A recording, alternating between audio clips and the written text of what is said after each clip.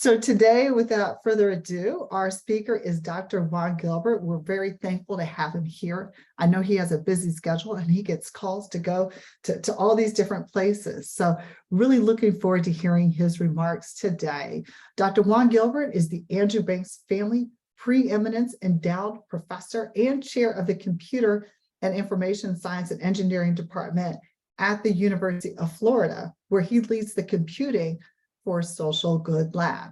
He is a fellow of the Association of Computing Machinery, a fellow of the IEEE, a fellow of the American Association of the Advancement of Science, and a fellow of the National Academy of Inventors. And so we would probably say he's definitely a jolly good fellow. He's also the inventor of the virtual traffic stop and many other technologies that seek to make everybody's day-to-day life better and easier to negotiate and navigate. So I'm going to stop sharing my screen and I am going to pass it over to Dr. Gilbert to enlighten us today on computing, culture, and policy. Dr. Gilbert? Thank you, Dr. Washington. Good afternoon, everyone. Again, I'm Dr. Juan Gilbert. And I'm going to be talking to you today. Let me get my slides here.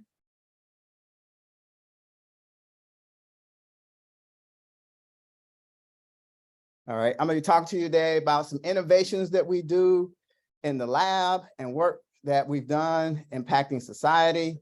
And again, my lab is called Computing for Social Good. And at the end, we can have a conversation. I can answer questions. So let me just dive right in. I'll start with some research innovations and things we do with societal impact.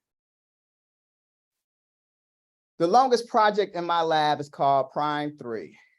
And this particular technology, we created an open source voting system. And the idea was to make voting more accessible for everyone, independent of your ability or disability. When we created it, we designed it so that if you can't see, if you can't hear, if you can't read, if you don't have arms, you could vote on the same machine as anyone else. So one machine for everyone to vote on. We designed this, created it. The first version was back 2003, actually. In 2016, state of New Hampshire had adopted Prime 3 and used it in the presidential primary, the presidential election in 2016. And this was the first time in history an open source voting system was used in the United States for state, federal, and local elections. And again, we did that.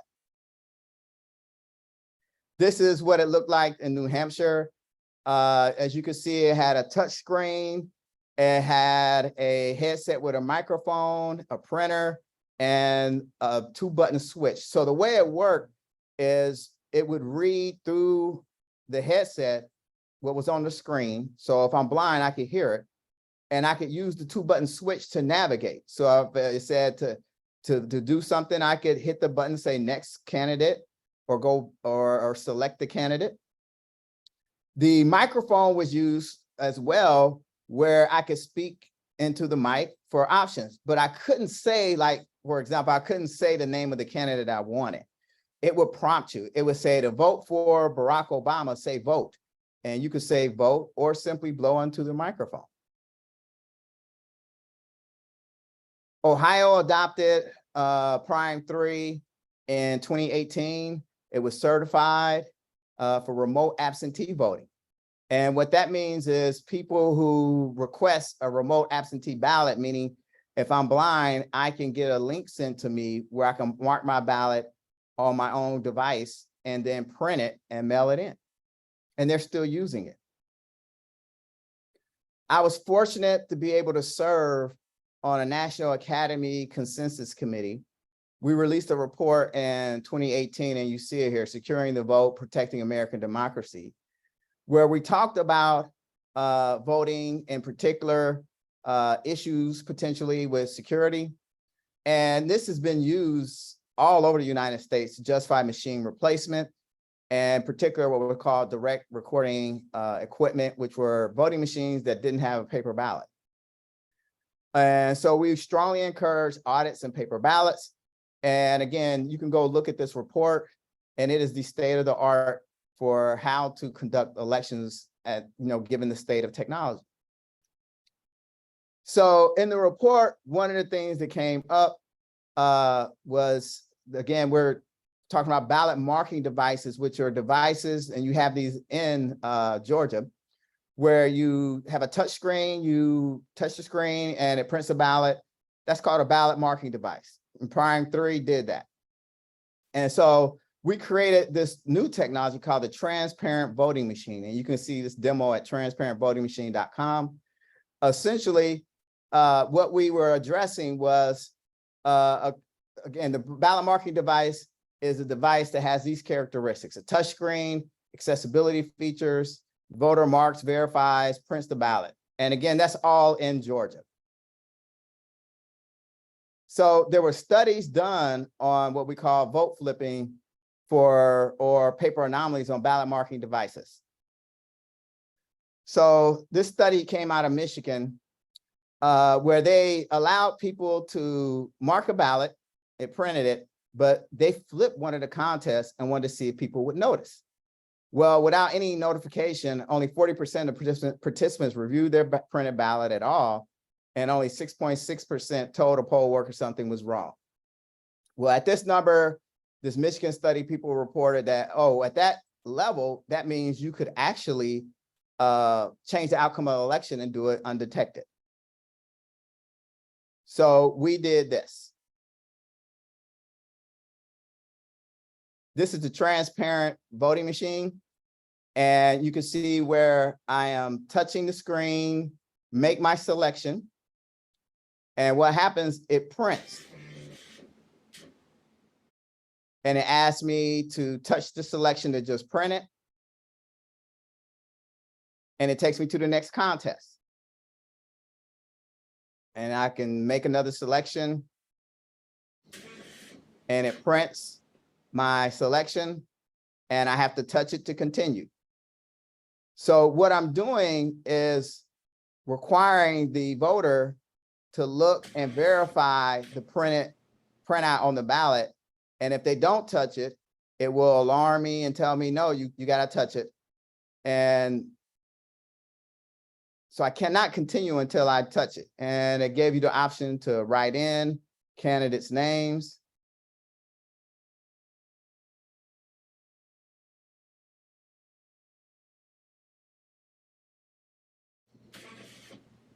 So we created this technology, added these features. You don't have to select anything. It could say no selection. And essentially, it gives you the power to verify that your votes are not being flipped in real time. And the design essentially turns paper into a touch screen. Again, this is a prototype that we created. And the prototype, this isn't what it would look like in production, but this just gives you an idea. It's a box and it has a printer in it.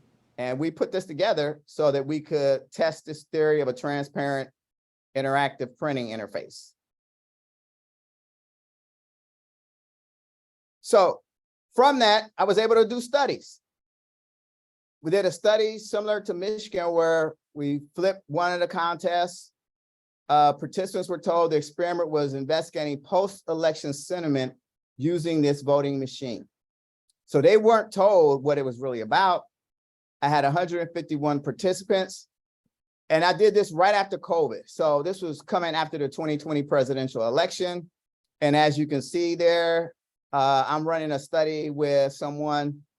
She was sitting there, and that's the setup in our library. So you get an idea. And I was sitting at the laptop so I can monitor the whole interaction,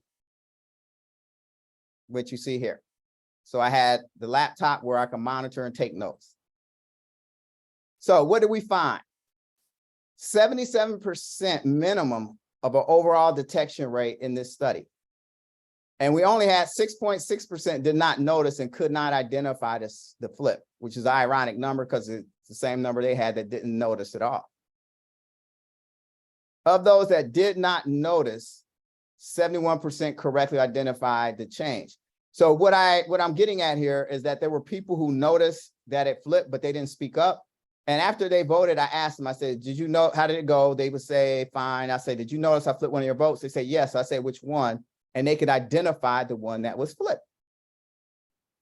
Overall, 93% correctly identified the change. That's amazing. So we invented that, and that technology is future.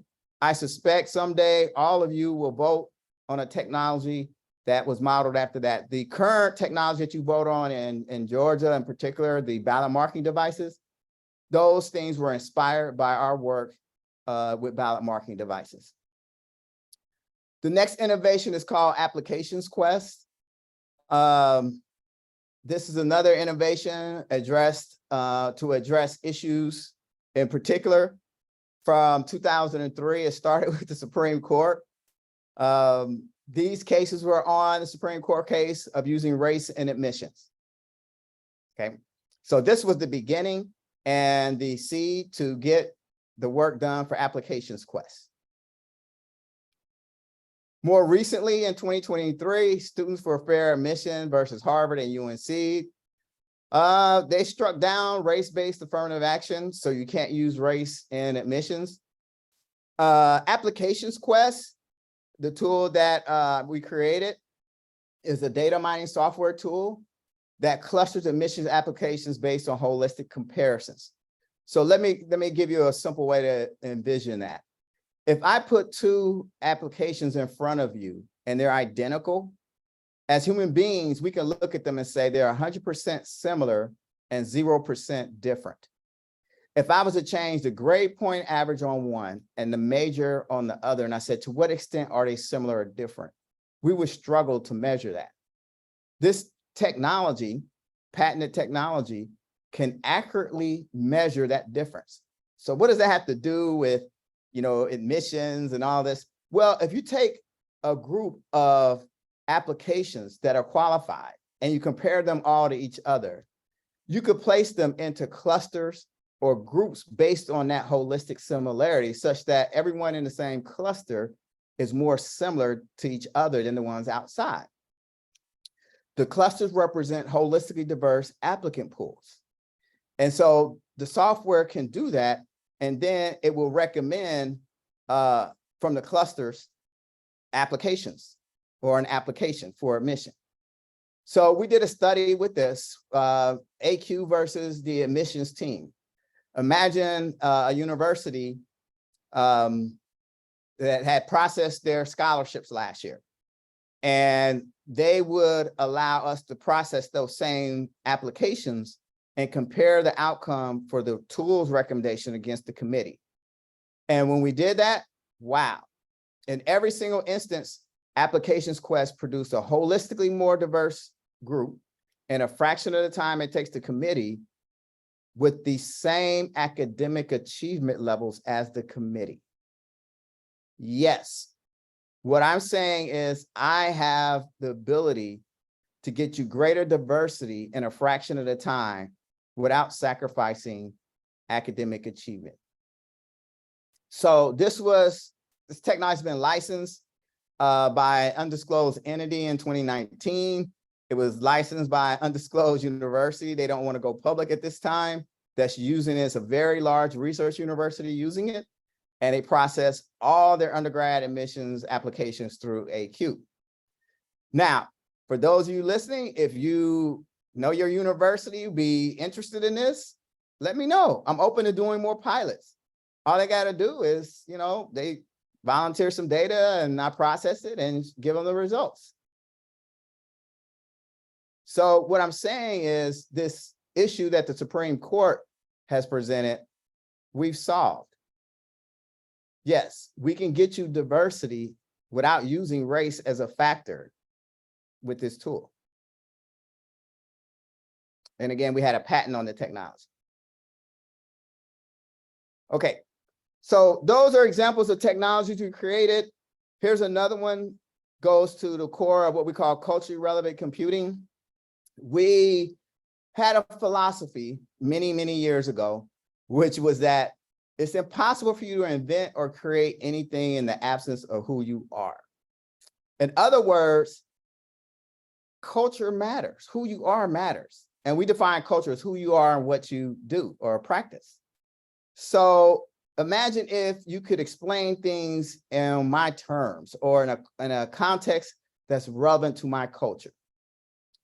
And so we had this idea of being able to teach math to kids, in particular, African-American kids in an inner city that we had talked to.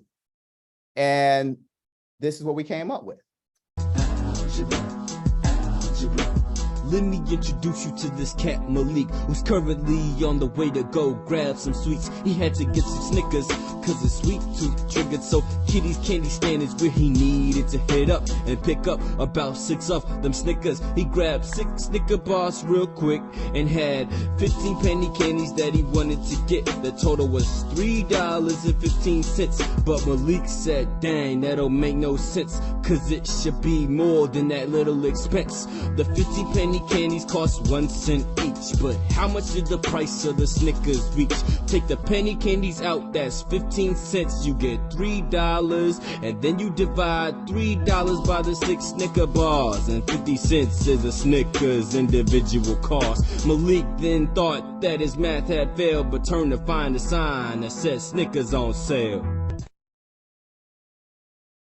So if you want to see more, you can go to AADMLS or adamlist.org and see some more videos. We did test this with kids, and kids spent more time on task, and we didn't get outcomes as far as improvement in learning outcomes as of yet, but they were spending more time on math problems and doing more with this. 3. Oops. So next, I want to introduce you to the brain drone race. This will speak for itself. 3, 2, 1, go.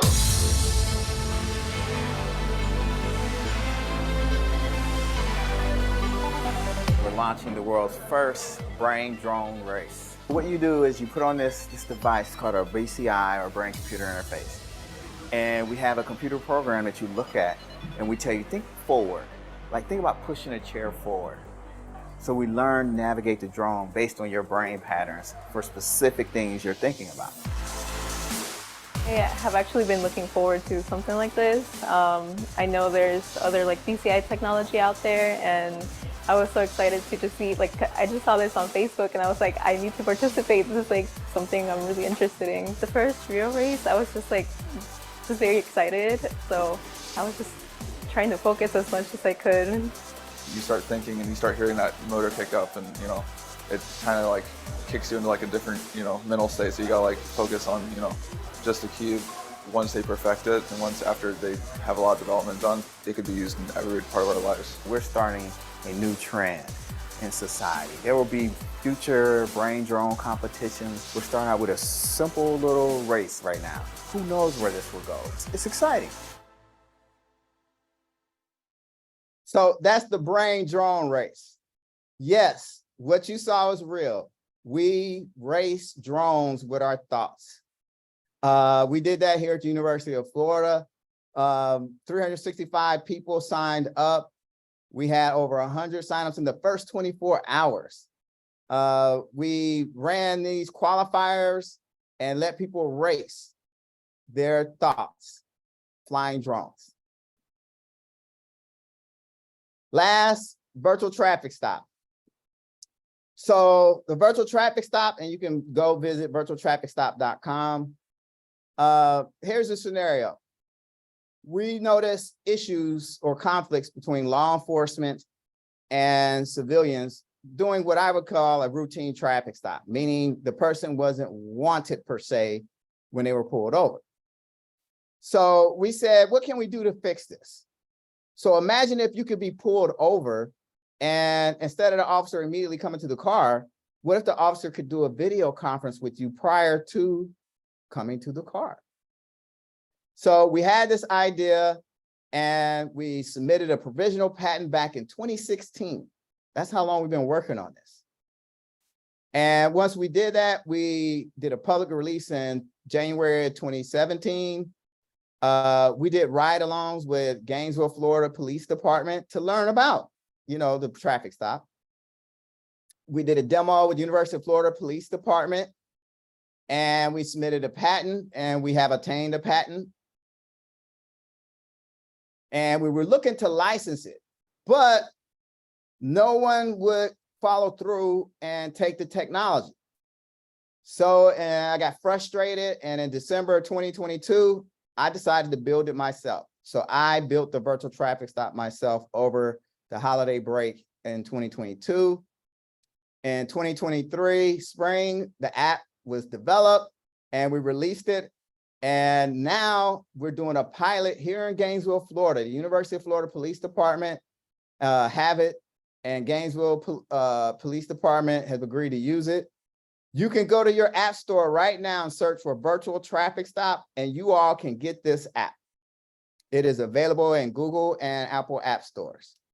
So how does it work? It was created, this is my team, that helped invent this. And let me give you a demo. So I'm gonna talk through this. Here's the phone. I was pulled over, so I opened the virtual traffic stop app. It used Face ID, and I'm gonna say start traffic stop. I will select the car that I'm driving, and then it says waiting on the officer. So now the officer presumably is in their app, and they are in the officer portal, and here comes an officer, Officer Irma Jean.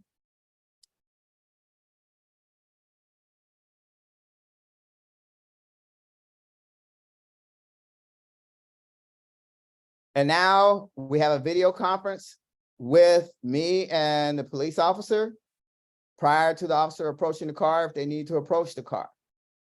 And the virtual traffic stop has to be initiated by the driver, but it can be ended by either party at this time. There's also a third-party feature. I didn't demo that here, but if you go to the website, you can see a demo of that where I can add, if I'm a underage driver, my parents could be a third party. And when that traffic stop happens, the third party would come in too. So it'll be a parent, the driver, and the officer. So this is the Computing for Social Good Lab. We have a motto: we are changing the world with the work that we do. We worked on voting, traffic stops, educating diverse populations. We worked on affirmative action. We've done early work in texting while driving, brain-computer interfaces. We've launched startup companies, and we've done more. There's no shortage of problems in the world. You guys can work just like we do. There are plenty of problems that need your expertise, your passion. You can be a scientist, innovate, take action, change the world. And if you do, you too can meet the President of the United States. So thank you all for your time. I appreciate it, and I'm open to questions and discussions. Thank you. Thank you so much, Dr. Gilbert. You give us so many, you've given us homework, and you've also given us high aspirations. So thank you so much for that. And while people are gathering their questions, feel free to put the questions either in the chat or the Q&A, and we'll get to them in a quick moment. So I'm just going to read the results from the poll. It says, what is your status? We have 22% who are currently enrolled student, and the rest are graduating working professional. Thanks for joining with us. With the students, we have seniors, PhD students, and many of us are not currently enrolled, but a lifelong learner. For the gender, we have about 59% identify as female and 41% as male. So where do you currently live? Well, 30% are in Georgia and 67% are not in Georgia. And we have somebody coming from international. So if you'd like to put where you're coming in from today into the chat, feel free to do that, and welcome everybody from all over the world. And so the fifth one, it says, in a recent study, researchers found bias in what percentage of facts were used by AI? Let's see. So the first option was 17%. It looks like a few chose that. And 38% is actually the right answer. So 38% of researchers found bias in the facts used by AI. And so thank you everybody for participating in the poll and for joining us today. And so some of the comments in the chat, they say fantastic, truly innovative and wonderful presentation. And I totally agree.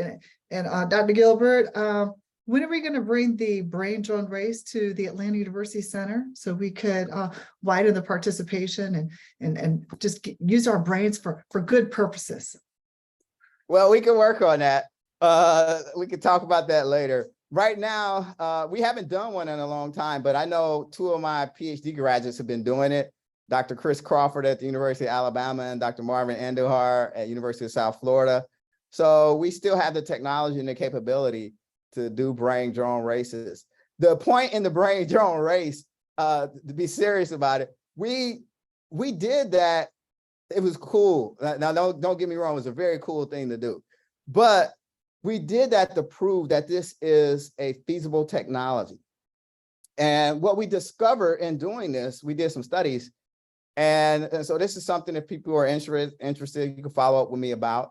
But we did a study where one of my students, Dr. Andujar Marvin, he used the BCI to study if people could use it as in a form of quantified self.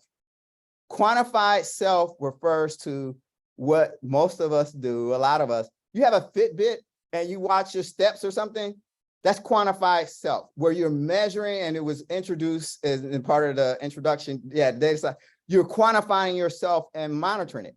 What if you could monitor your level of engagement during studying? Would you study better or change your habits? He studied that, but there was a side effect in the study. Some of the students had ADHD and they said, I think this will help me with not having to take medication. So it was a side effect we weren't looking for, but we discovered something. So there's a lot of work to be done with the BCI. I could see that, because a person may feel like they have a greater agency so better agency, and the technology can help them do that, bring better self-awareness. Exactly.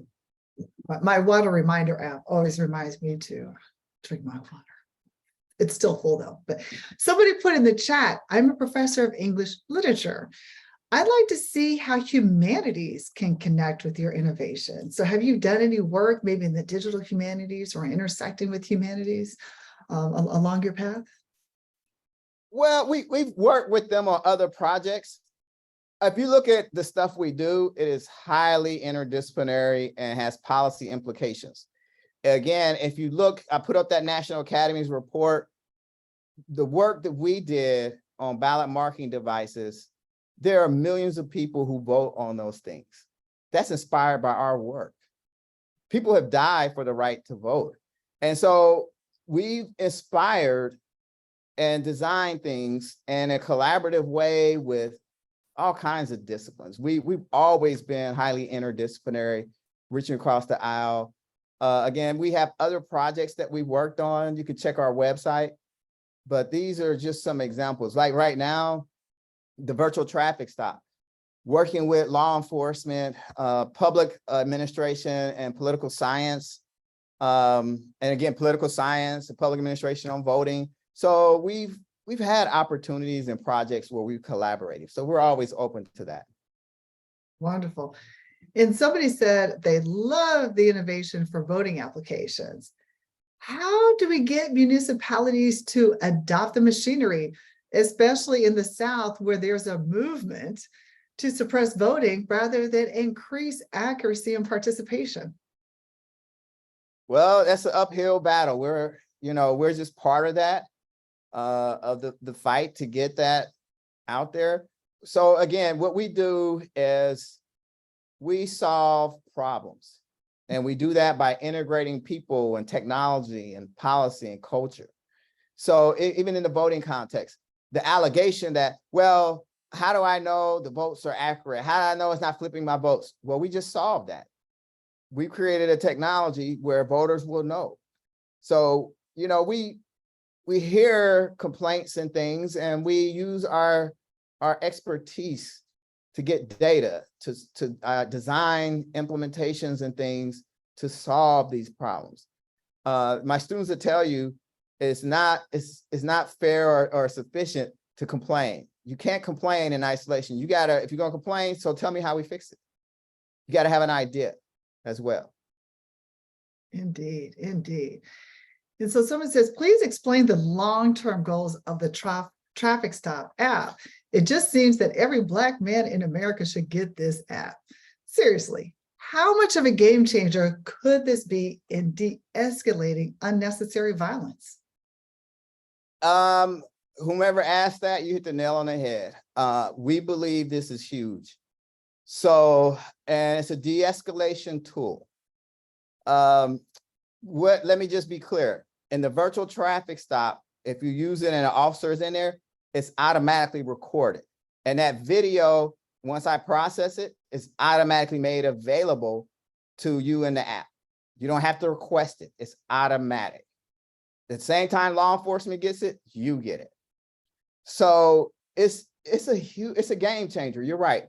The way that I talk about it, if you look at all the incidents that have occurred, have one thing in common from the police perspective. Law enforcement always says they were fearful of something. I thought they had this, so I was afraid of that. It's always something. The virtual traffic stop provides safety for all parties involved. The law enforcement officer, now they know, the police refer to it as an icebreaker, because now they know who you are, what you're doing, all of this. And if you, in the state of Florida, where we have the ability to permitless carry, law enforcement want to know, do you have a firearm in the car? You could, and people want them to know that. What the drivers are telling me is, I want them to know I have a gun in my car rather than coming discovering I have a gun in the car. And again, you have a third party. So parents are really interested from the perspective of my teenage son or daughter. I want them to have this app because they get pulled over. I want to get in and be able to speak as well.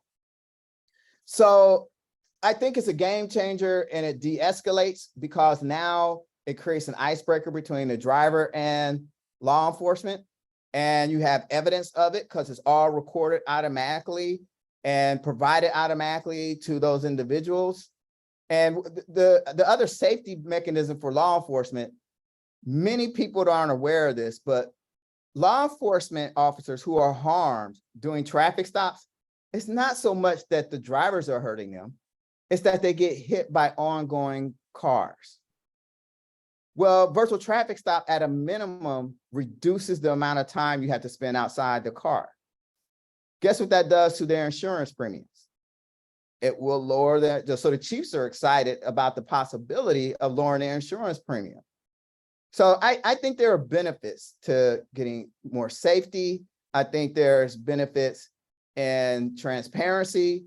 And again, it creates this icebreaker between law enforcement and the drivers.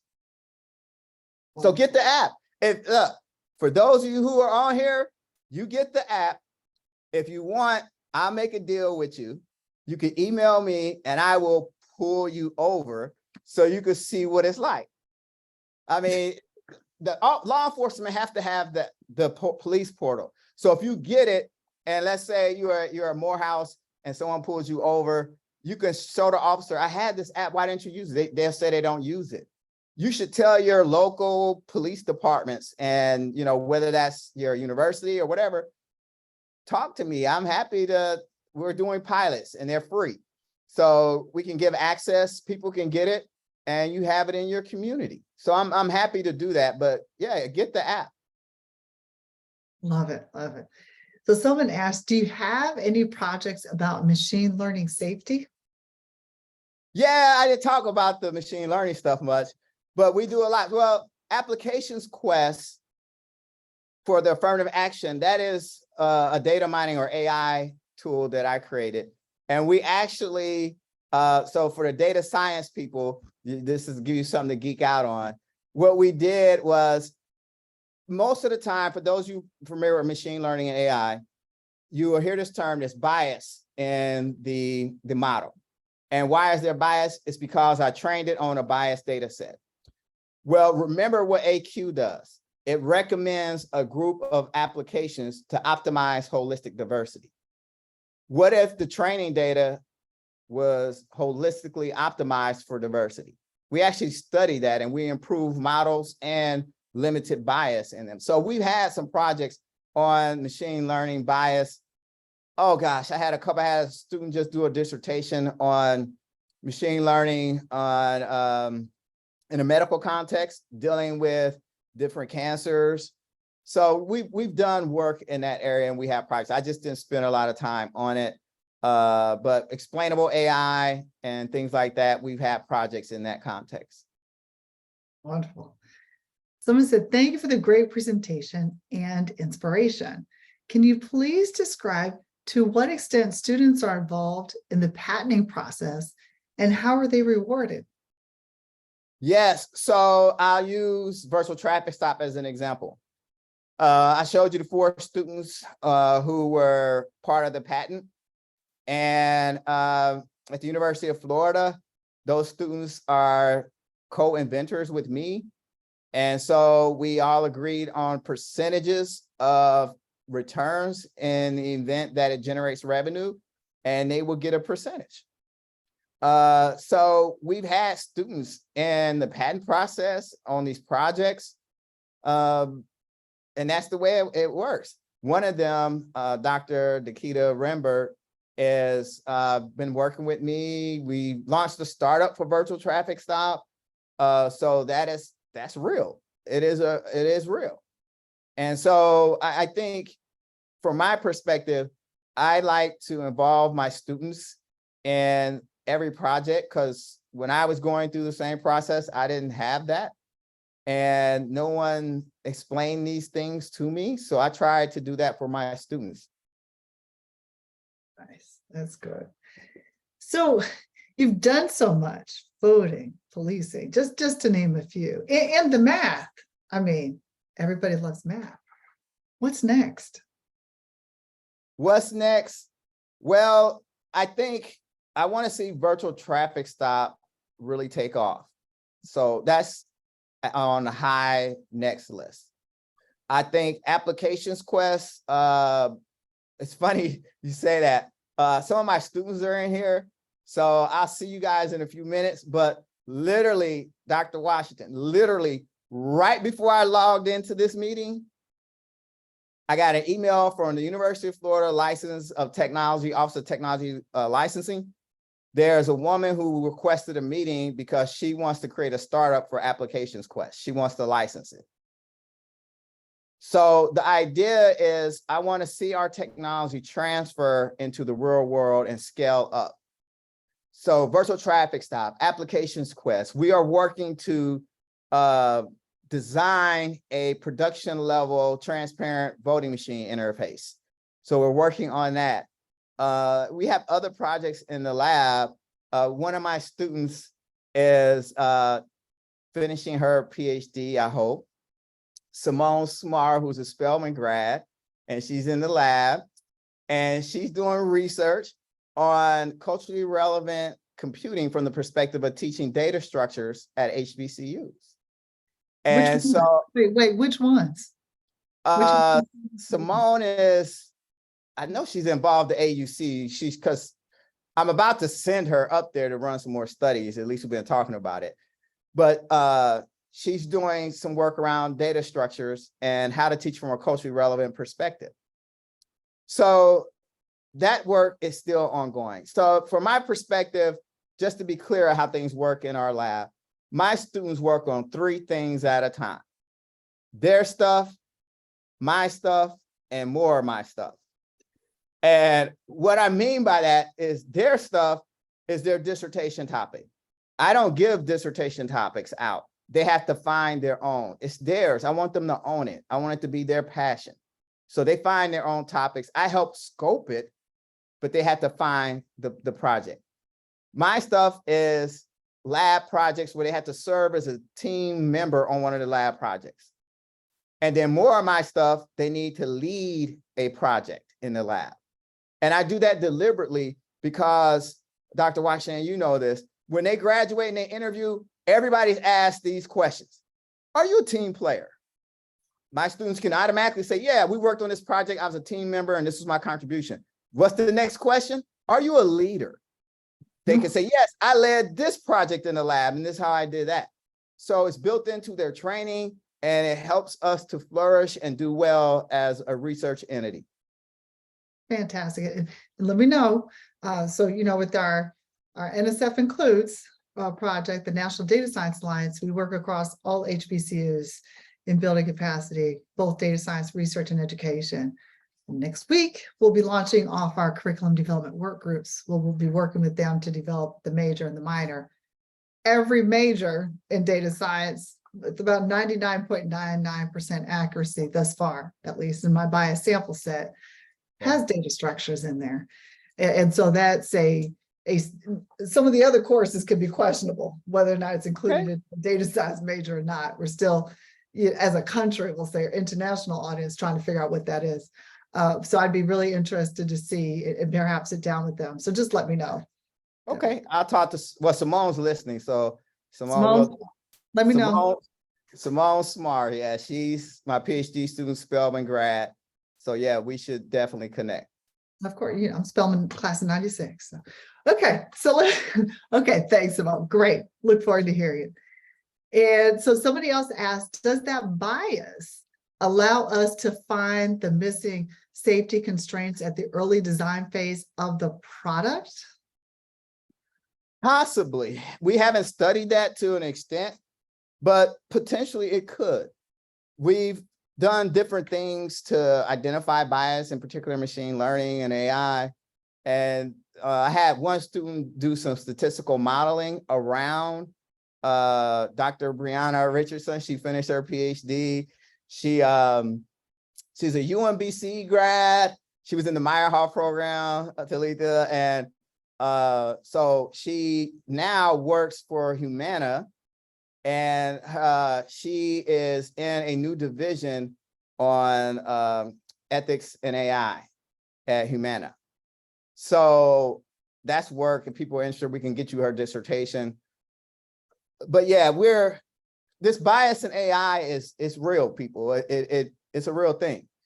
And so from a corporate perspective, it can be harmful to your bottom line and to your image to experience these things. So there are people seeking solutions on how to eliminate, at a minimum, reduce bias in these machine learning algorithms and things.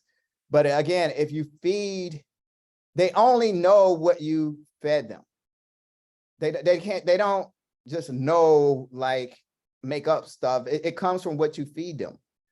All right, so if you feed them only things that say Black men are people that should be arrested, guess what it's going to learn? That's what it learns.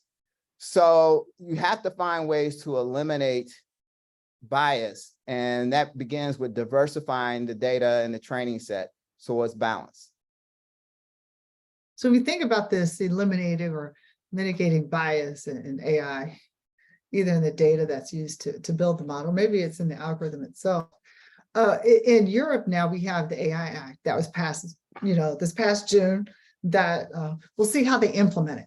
I'm anxious to see how are they going to implement the Artificial Intelligence Acts that looks to evaluate certain technologies over different scales and have a different sort of responsibility for compliance, or not do it if it's terrible, sort of thing. It's like, I see it almost as an IRB for AI in an interesting way. Do you see that in this country, we will have a policy around AI, since now it determines what sort of healthcare we receive, what loan we can get? It determines so much about how we navigate in society. Will we have some policies, rules, or regulations coming down, maybe from the Hill in DC or somewhere? Yeah, there was something that came out of the White House this morning on this very topic. So yeah, they are aware. I anticipate there's going to be people working towards that. What will it look like? When will we get there? That's a different, I don't know, but they are aware now. So the first hurdle, Talitha, we've overcome the first one, which is making them aware that that the problem exists. So the administration is aware of that. Now, the next thing is, how do we resolve it? And that's where we are now. They are aware that there's a problem. There's a need for legislation. They understand these things. I just don't know. I like the analogy of like an IRB for AI. That's a good analogy, because we're going to need that, because it is impacting people's lives. It really does. Yeah, because if you think back to how the IRB came about back in 1974, the year I was born, it was from the Tuskegee syphilis experiment, Yeah. and which was a data collection experiment by the federal government that let syphilis propagate through the Black male community in Tuskegee, Alabama, home of Lionel Richie. And so, in thinking about that and thinking about the other negative ramifications of AI, I'm hoping that we haven't forgotten that. And the technology and data interaction has changed, but it seems like the impacts are still lurking there. It is. And I think that because of the Tuskegee experiment, there are people like you and I who are aware and making the administration, others aware of these issues. I give you another example, facial recognition technology.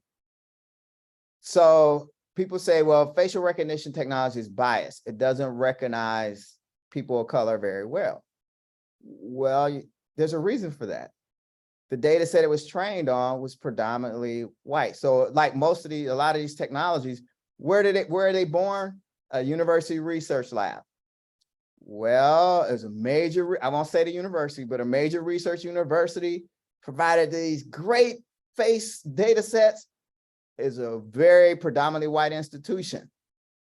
So when you have a sample size like that, and that's who the participants are, yeah, you're not surprised it doesn't recognize people of color very well, because you trained it that way.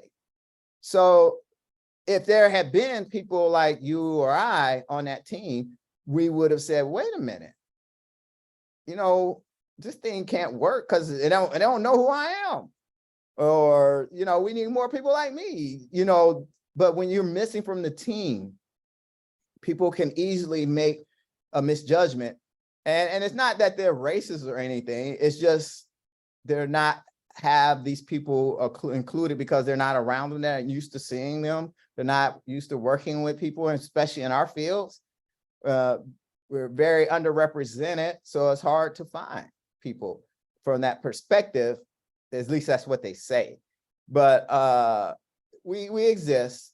But that's an example. Again, machine learning AI has to be taught something in most cases. And when it's taught things, what are you training it on? That's the first question. Okay, so yeah. Yeah, so there's a lot of work to be done, and really appreciate your work and all the different facets, from education to voting to policing. So anything we can do to help propagate that forward. Here in the Atlanta University Center, we have an amazing group of police officers that we enjoy collaboration with. So if you ever want a collaboration there, just please let us know. And again, thank you, Dr. Gilbert, for sharing the information with us. I will definitely be looking forward to a brain drone race sometime in the near future. I can see it right now on the promenade right in front of the AUC Woodruff Library. So just let me know. We have a number of students here in the AUC that like to interact and create drones and models and things. So that sounds great. Oh, and somebody in the chat said, count me in on the race. No pressure. No pressure there. So all right. Thank you so much. It's a pleasure. And again, if people are interested in virtual traffic stop, you can get the app, let your local law enforcement know. I'm happy to do a pilot. It would be wonderful. Wonderful. We'd be happy to spread that news. All right. Thanks again. Thanks everybody for coming. Have a great day, Dr. Gilbert.